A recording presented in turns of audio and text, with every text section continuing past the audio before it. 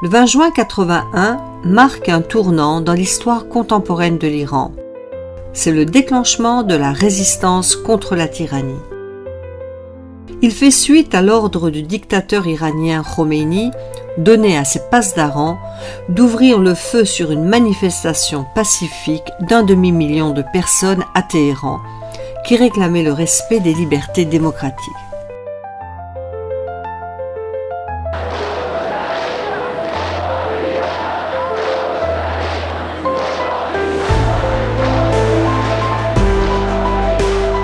Khomeini barre ainsi la voie à toute forme d'expression pacifique pour défendre les acquis de la révolution de février 1979. Des dizaines de milliers de militants sont emprisonnés, torturés ou exécutés. Chaque nuit, les prisonniers pouvaient compter jusqu'à 150, voire 300 coups de grâce dans la cour de la prison des villes. La dictature religieuse s'est avérée comme la force réactionnaire la plus redoutable de l'histoire de l'Iran. S'appuyant sur la démagogie et le populisme, la tyrannie de Khomeini se réclame de Dieu et prétend à une légitimité religieuse pour justifier ses crimes et bannir les libertés. En même temps que lui livrer une résistance frontale, il s'agit donc de combattre Khomeini également sur le terrain de sa dérive politique et celui de sa démagogie idéologique.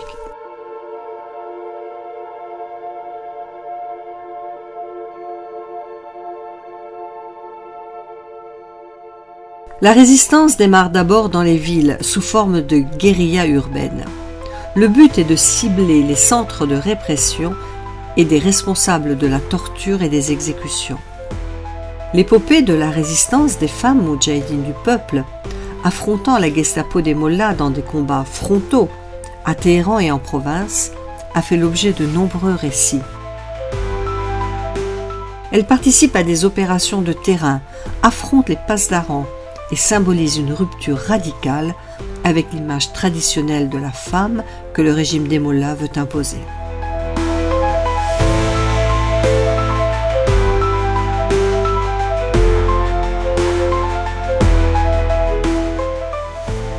Ce combat n'est pas uniquement militaire, il porte une charge culturelle forte. Dans une société où les mollahs réduisent le rôle des femmes au foyer et aux enfants et les considèrent comme des citoyennes de seconde catégorie, la présence de femmes éduquées, politiquement actives et engagées dans la résistance est un défi direct pour le régime misogyne. Tout cela vise à les empêcher de rester actives et à les pousser à abandonner la première ligne de la résistance. Le premier obstacle se trouvait dans leur propre famille. Souvent, elles ont dû faire une croix sur leurs études, leur profession et même quand elles étaient mariées, sur leur vie de famille pour entrer dans la résistance.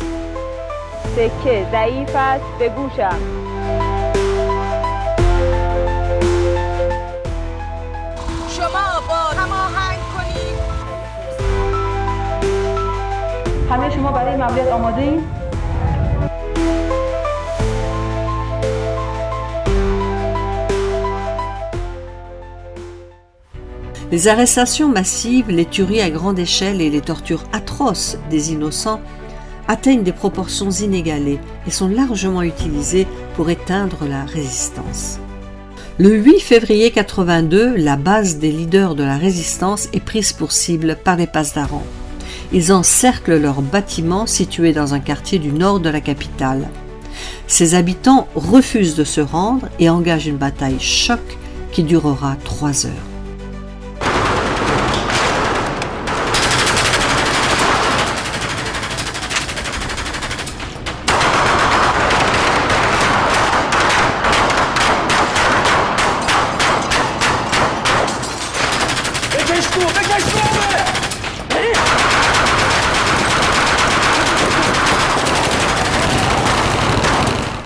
Moussa Khiabani, le commandant de la résistance à l'intérieur de l'Iran, Ashraf Rajavi, l'épouse du leader de la résistance et icône de la révolution qui a traversé les prisons et les salles de torture du Shah, aux côtés de leurs camarades, résisteront jusqu'au bout. 8 femmes parmi les officiers de la résistance tombent au champ d'honneur.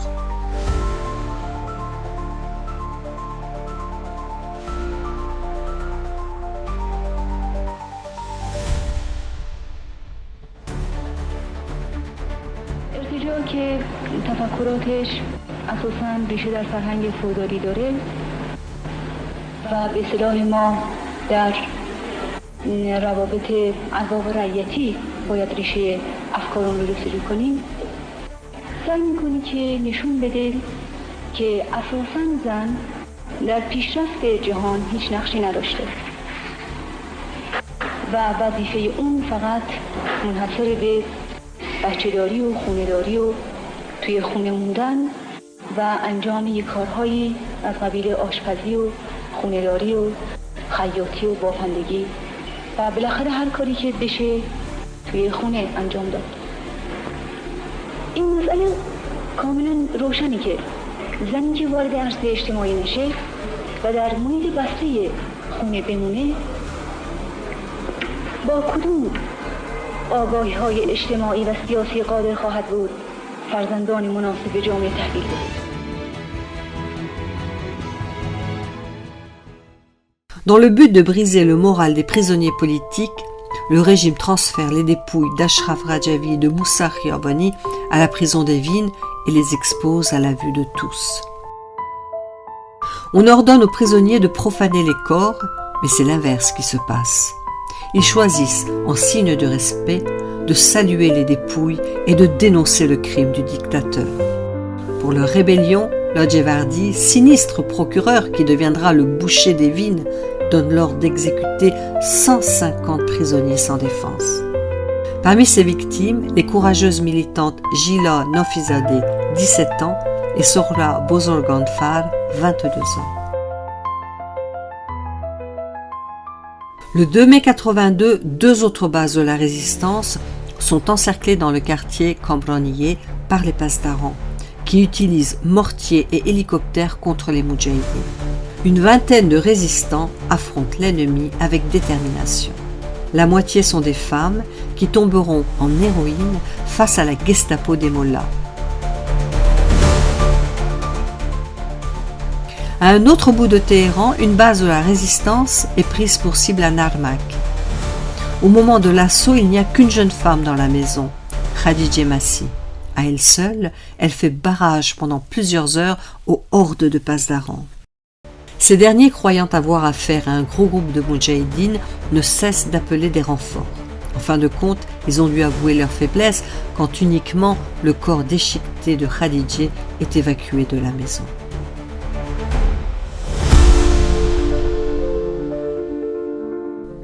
Le 1er août 82, une grande offensive contre les bases de l'OMPI secoue le nord de la capitale. Encore une fois, des femmes courageuses résistent jusqu'au bout avec une conviction exemplaire et ancrent dans les esprits leur héroïsme.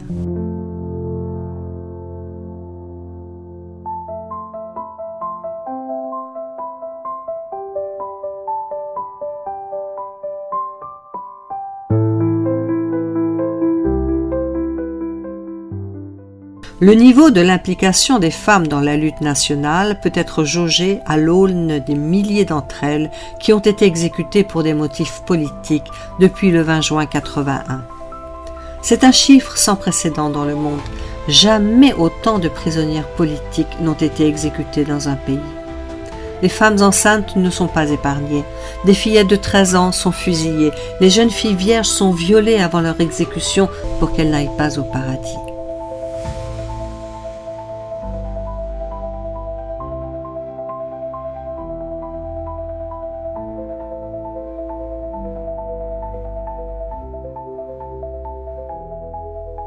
Les tortionnaires islamistes nourrissent une haine exacerbée à l'égard des femmes. Ils ne peuvent supporter leur défiance frontale et concevoir qu'elles refusent de se plier à leur volonté. Les exactions auxquelles elles sont soumises sont de loin bien pires que leurs camarades masculins.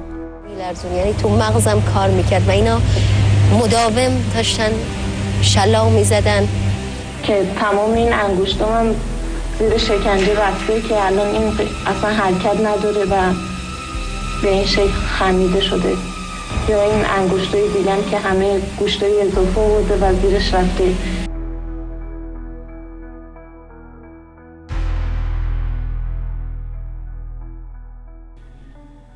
Les militantes doivent s'armer de beaucoup de courage et d'endurance pour préserver les renseignements sensibles de la résistance.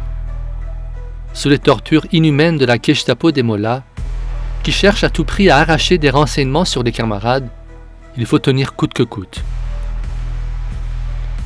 Massoumeh était une héroïne de la résistance, qui a affronté l'adversité et les chambres de torture avec courage et combativité. Cette petite sœur de Mariam Rajavi a été arrêtée le 28 avril 1982 lors de l'attaque des Pasdaran contre leur maison, au centre de Téhéran. Son mari, Massoud Izatra, et d'autres compagnons sont tués dans un affrontement qui va durer plus d'1 heure. Massoumeh est grièvement blessée et immédiatement transportée à la prison d'Evin. Elle a une balle logée au niveau de la mâchoire qui la fait souffrir et respire difficilement. معصومه رو سریع به اوین منتقل میکنن و با وضعیتی که داشت زیر شکنجه های بسیار زیادی قرار میدن. از طریق تطبیق با عکس هایی که داشتن متوجه میشن این کیه. بسیار به اصطلاح اظهار شادمانی و خوشحالی از بابت زنده دستگیر کردن معصومه داشتن. با تعجب دیدیم یهویی بازجو اومد توی اتاق. این بدون ماسک و بدون اون چیزای کلاهای مخصوصی که سرشون میذاشن که شناخته نشن و بدون اینکه حتی به ما بگن چشم بند بزنید، با هیجان در حالی که یه قطعه عکس دستش بود وارد اتاق شد و اون عکس رو گرفت و با چهره اون فردی که دستگیر شده بود تطبیق داد. با صدای بلند گفتش که این یا مریمه یا معصومه یزدانلو. ما نمیدونستیم اون موقع که گلوله دقیقاً به کجای معصومه خورده، ولی معلوم بود که تو ناحیه فکش درد شدید داره. یعنی یکی از ناحیه‌هایی که میدونستیم اونجا بود که بازجو این بهش میگفت که از مریم میپرسید و از مسئولین سازمان که اینا کجا هستن. Au lieu de la soigner, les tortionnaires la soumettent à la torture pour lui extorquer ses précieux renseignements. Massoumeh est une responsable de la sécurité pour l'organisation des Moudjahidines. Elle a accompli de nombreuses missions pour la résistance, avec l'aide notamment de sa mère courageuse qui a toujours accompagné ses filles dans le combat contre la dictature. Cette mère des Moudjahidines, qui a déjà perdu une fille aux mains de la Savak du Shah sous l'Ancien Régime, s'était engagée aux côtés de ses filles dans la résistance pour la libération de l'Iran. Massoumeh sera exécutée le 29 septembre 1982 après 4 mois de torture alors qu'elle était enceinte.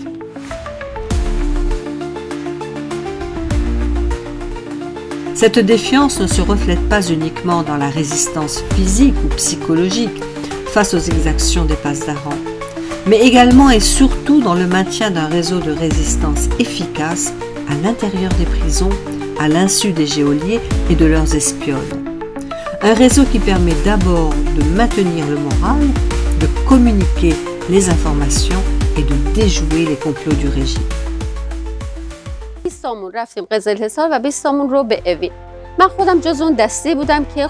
Nous étions 40 femmes et on nous avait exilés de la prison de Rasht en province à la prison d'Evin dans la capitale. On était considérés comme des moudjahidines résistantes et des insoumises. J'ai ainsi été exilée à Evin de 1983 à 1985. J'y ai rencontré des résistantes telles que Nasrin Sharif, Jurabchi, Taïbe Hayati, Furuzan Abdi, Ashraf Fadayi, Azadeh Tabib, Mojgan Sorbi, Zahra Falahat, Mariam Golzadeh Ghafouri et des centaines d'autres moudjahidines résistantes. J'ai été avec elles pendant des années. Lorsque nous sommes arrivés à Evin, l'atmosphère carcérale était très difficile de celle en province. Les bourreaux Lajevardi et Rahmani avaient imposé de sévères conditions et de torture. Ils empêchaient toute forme de relation et d'entraide entre les prisonnières. Chacun de ces actes constituait un crime et entraînait des punitions et l'isolement. Mais avec les camarades de province, nous formions un groupe solide. Nous avons essayé de ne pas céder aux pressions, on s'épaulait mutuellement et on a finalement pu établir des communications et partager nos expériences et conseils avec les prisons de Rezzel et d'Evin. به صورت مخفیانه یا آشکار با ما رابطه برقرار می‌کردن و آخرین تجارب و نکات خودشون رو به ما منتقل می‌کردن و اینا. مدت‌ها توش اونجا تشکیلات داشتیم. Là-bas, on s'était organisé. On se réunissait et on transmettait les informations qu'on avait obtenues lors des visites avec les familles.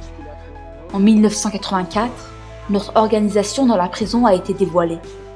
À ce moment-là, ils ont soumis tout le monde à de nouveaux interrogatoires et à des tortures. Ils nous ont placés dans des espèces de cages individuelles d'environ 1 mètre carré. Ils avaient construit environ une trentaine de cages dans le hall. Cela signifiait que nous ne pouvions pas bouger du tout. J'ai été tenue dans une cage pendant environ 4 mois. Quelque temps après, l'organisation des hommes dans la prison a également été identifiée par les autorités pénitentiaires. Ils étaient 2 à 3 fois plus nombreux que nous et on les avait placés également dans des cages. Mais leur hall était grand et séparé de nous.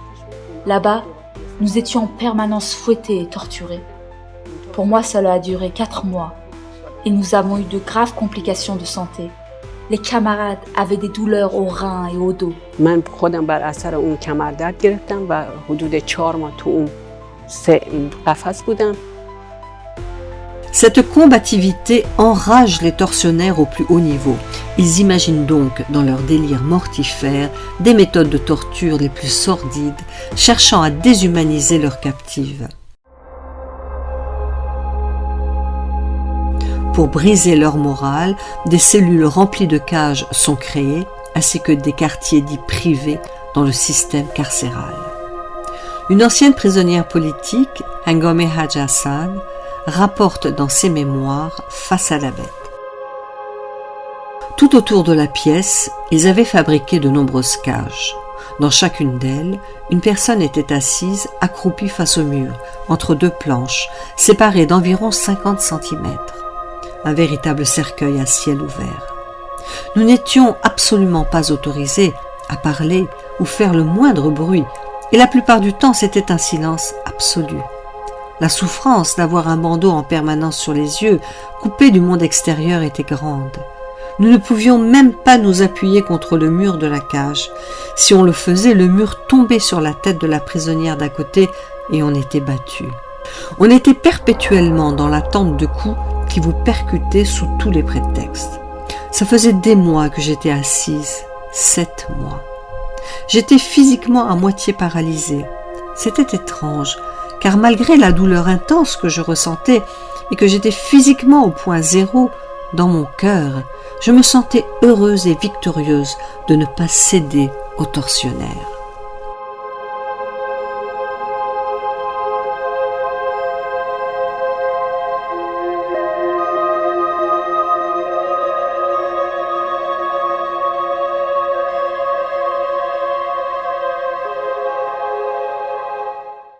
فاطمه زارعی یکی از دبیران برجسته دبیرستان‌های شیراز بود. Fatemeh Zarei était titulaire d'une licence. Elle était une enseignante éminente des lycées de Shiraz. Fatemeh avait 2 enfants.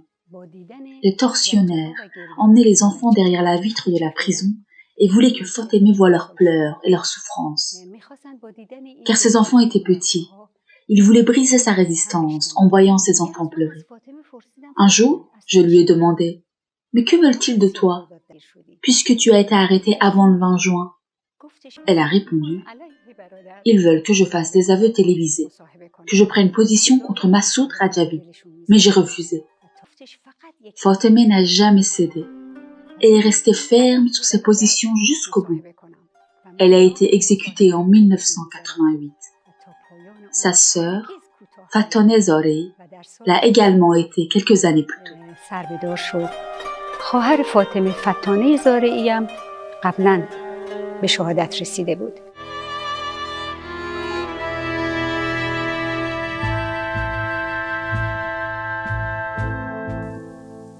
L'ancienne prisonnière politique, Huma Jaberi, a pour sa part écrit dans ses mémoires de prison « L'archipel des souffrances ».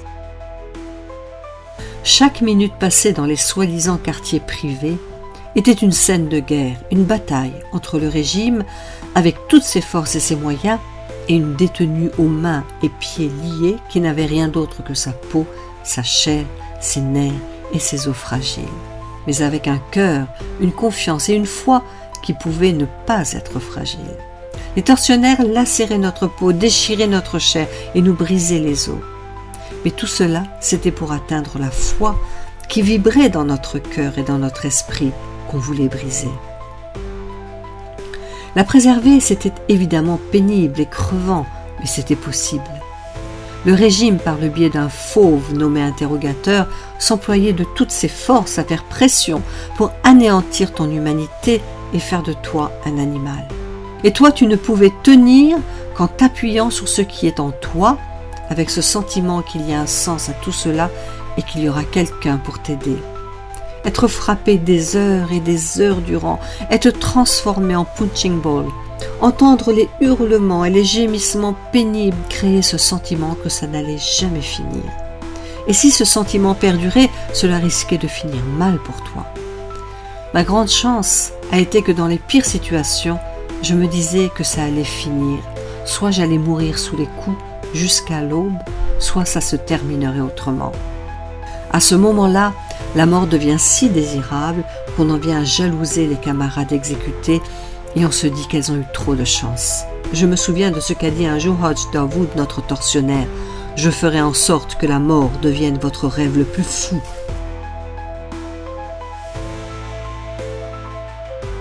Alors que le massacre s'étendait dans les prisons au début des années 80, 2 juges islamistes du nom de Jazoiri et Abdullahi ont rassemblé les prisonnières politiques à la prison d'Ahwaz, dans le sud de l'Iran, pour leur dire « Vous devez prendre position. D'une part, il y a l'imam Khomeini et de l'autre, il y a Massoud Rajavi. Où vous placez-vous » Du fond de la salle, une jeune fille a crié « Vive Massoud, Abba Khomeini » Elle s'appelait Sakineh Delphi. Elle avait 26 ans. Les Pasarans l'ont violemment tabassée. Les jours suivants, la plupart des quelques 350 prisonnières politiques de cette section ont été exécutées sur une fatwa. Une frénésie meurtrière qu'ont connue plusieurs prisons iraniennes. On dénombre plus de 100 000 exécutions politiques en Iran. بعد از مدتی منو دوباره اون پتو رو گرفتن و بردن توی مینیبوس، کف مینیبوس انداختن. در مینیبوس تعدادی از خواهران بودن. من صداها رو میشنیدم که میگفتن که 50 نفره که داریم برای اعدام میبریم، 25 تا زن و 25 تا مرد. گفتن که اینها از بچه‌های رادیو تلویزیون بودن و از جمله خواهر مجاهدمون که گیتی نظیری هم یکی از اون نفرات بود که در واقع تو همون مینیبوس بود. En 1982, lors du pic des exécutions politiques en Iran, 10 journalistes et caméramans de la télévision nationale sont fusillés à la prison d'Evin. Parmi eux, il y a Giti Naziri, journaliste, artiste, poétesse et militante engagée. Elle fait partie d'un groupe de 50 détenus, 25 femmes et 25 hommes, envoyés au peloton d'exécution par les autorités. Quelques mois auparavant, cette journaliste de 24 ans était allée en première ligne pour tourner un reportage sur la guerre Iran-Irak. Elle avait monté à Téhéran une exposition de photos sur la population touchée par la guerre et la misère.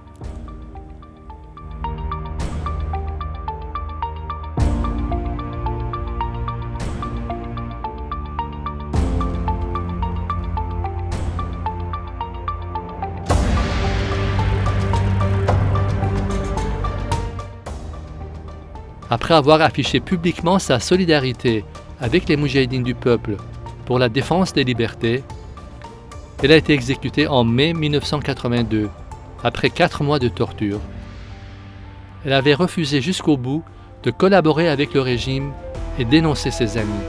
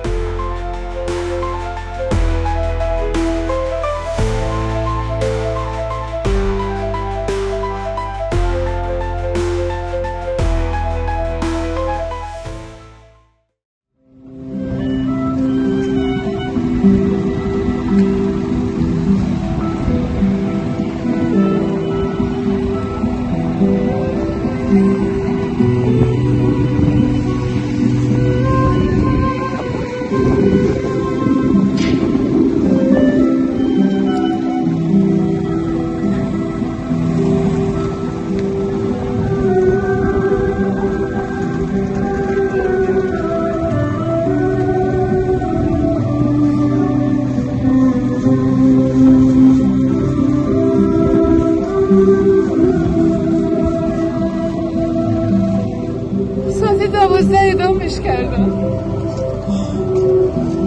اینا رو فقط به هم دادن. نمیدونم کجا خاکش کردن. نگفتن به هم. فقط اینا رو به هم دادن. شما میدونین کجا خاکش کردن؟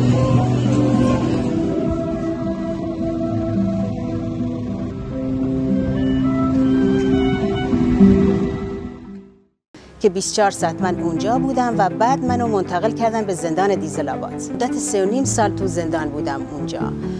Là, après avoir été sévèrement battu, ils m'ont mis dans une voiture et m'ont transféré à la prison de Dizelabad de Kermanshah. La nuit, on entendait le bruit des coups de feu et des coups de grâce jusqu'au matin. Je me souviens très bien de cette nuit-là. J'ai compté jusqu'à 120 coups de grâce.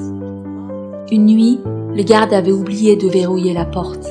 Et comme les fenêtres de la cellule donnaient sur la cour de la prison, on pouvait voir ce qui se passait. On grimpait à tour de rôle sur les épaules des unes les autres pour voir par la haute fenêtre. Il y avait un grand achalandage. J'ai vu 2 camionnettes au milieu de la cour, dont l'une était pleine de corps empilés les uns sur les autres. L'autre avait la porte ouverte et ils étaient en train de laver le sang des personnes exécutées.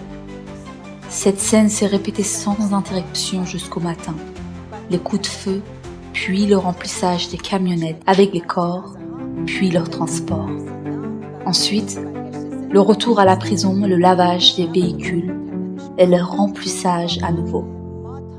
C'était un spectacle ahurissant. Les camarades étaient hordés. که خیلی صحنه تکون دهنده بود. واقعا حال همه بچه‌ها بد شده بود.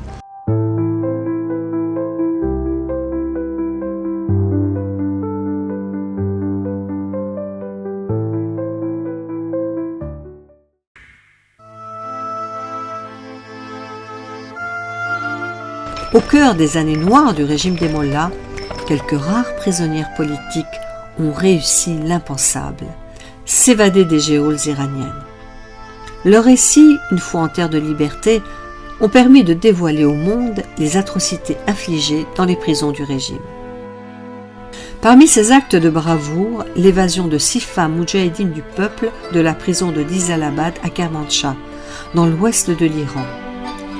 Cela reste l'un des épisodes les plus marquants de cette période tumultueuse des années 80. Dizelabad était réputée pour être l'une des prisons les plus sinistres et les plus sécurisées du pays.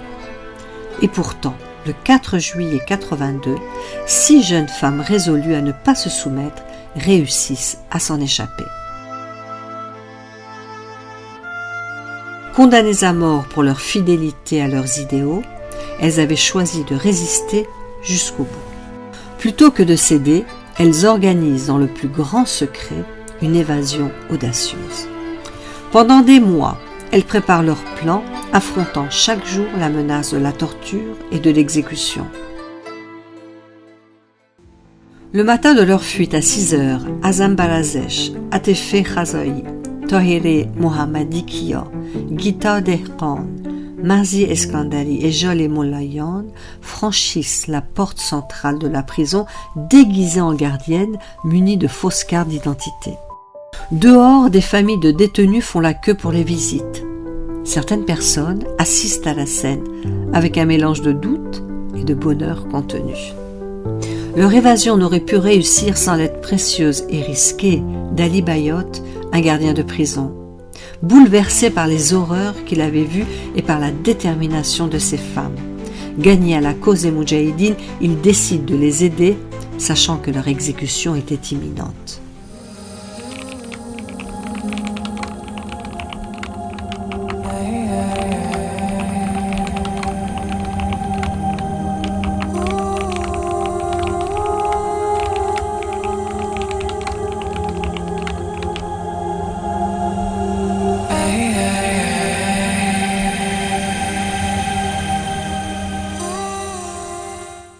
Le drame des prisons se poursuit encore aujourd'hui. En 2025, après 15 années d'incarcération et de torture, et au terme de sa sentence, la prisonnière politique Mariam Akbari Monfared est toujours incarcérée pour son soutien aux Moudjahidines du peuple et pour avoir manifesté dans le soulèvement de 2009.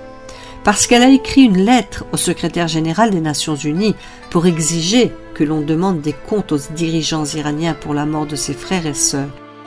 Dans le massacre de 30 000 prisonniers politiques en 88, les autorités refusent de la libérer et cherchent à la briser.